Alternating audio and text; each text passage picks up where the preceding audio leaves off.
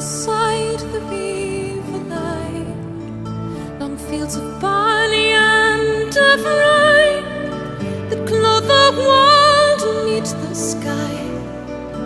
Through the field the road ran by to many towered Camelot, and up and down the people go, gazing where the lilies blow, round an island there below, the island of Shalott. Willows white and aspens quiver, little breezes dusk and shiver through the wave that runs forever by the island in the river, flowing down to Camelot. Four grey walls and four grey towers overlook a space of flowers, and the silent isle embowers the Lady of Shalott. Only reapers reaping early in among the beaded barley hear a song that echoes cheerly from the river winding clearly down to towered Camelot. And by the moon the reaper weary, piling sheaves in uplands airy, listening whispers tears the fairy, the Lady of Shalott.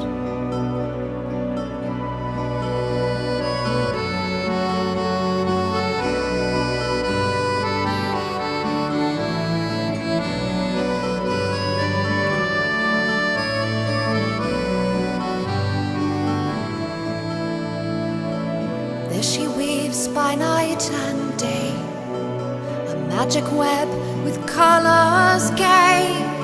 She has heard a whisper say, a curse is on her if she stay to look down to Camelot. She knows not what the curse may be, and so she weaves steadily. Little other care hath she, the Lady of Shalott. And moving through a mirror clear, there hangs before her all the year. Shadows of the world appear. There she sees the highway near, winding down to Camelot. And sometimes through the mirror blue the knights come riding two and two. She hath no loyal knight and true, the Lady of Shalott. But in her web she still delights to weave the mirror's magic sights, for often through the silent nights a funeral with plumes and with lights and music went to Camelot. When the moon was overhead came two young lovers lately wed. I'm half sick of shadows, she said, the Lady of Shalott.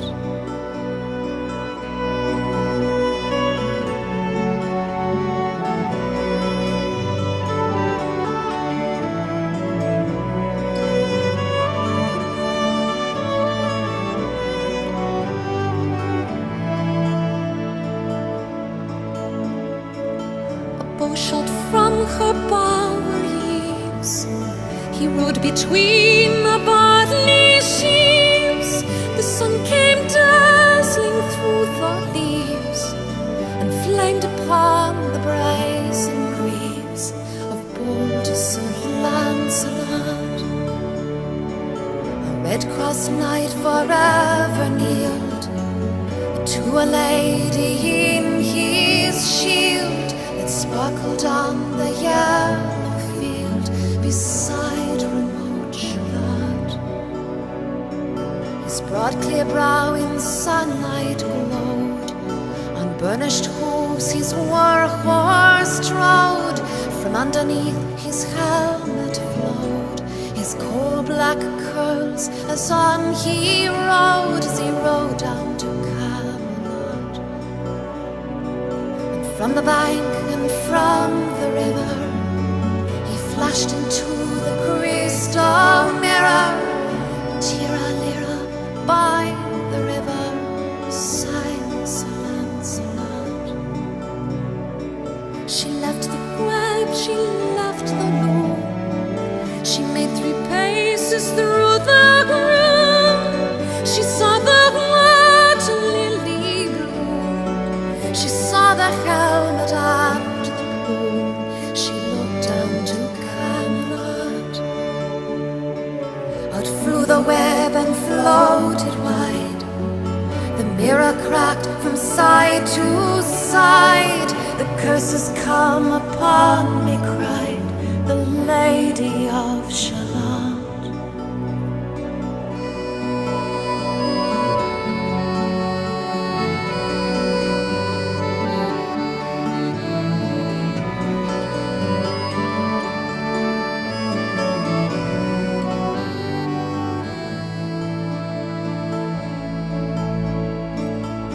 In the stormy east wind straining, the pale yellow woods were waning, the broad stream in his banks complaining, heavily the low sky raining over towered Camelot. Down she came and found a boat beneath a willow left afloat, and round about the prow she rode, the Lady of Shalott. Down the river's dim expanse, like some bold Serena trance, seeing all his own mischance, with a glassy countenance she looked to Camelot. And at the closing of the day, she loosed the chain, down she lay. The broad stream bore her far away, the Lady of Shalott.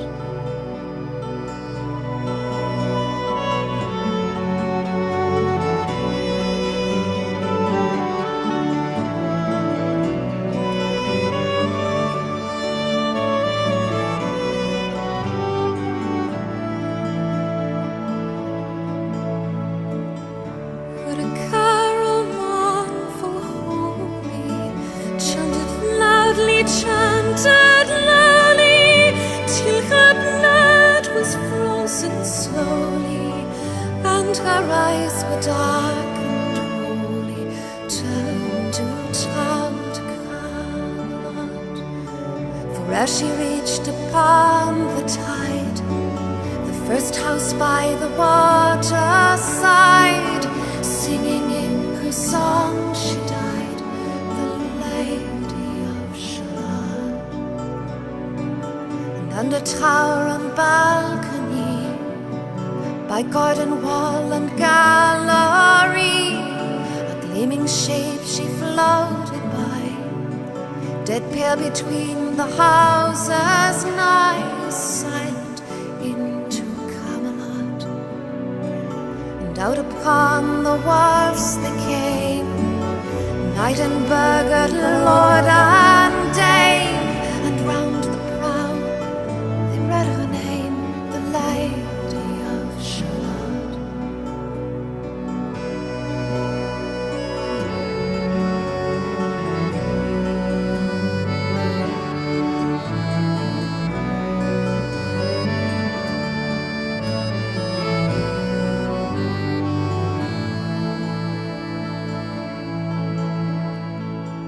Who is this and what is here? And in the lighted palace near died the sound of royal cheer. They crossed themselves for fear, the knights at Camelot.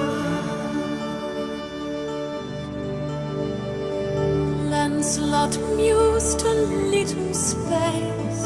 He said she has a lovely face. God in his mercy lent her grace, the Lady of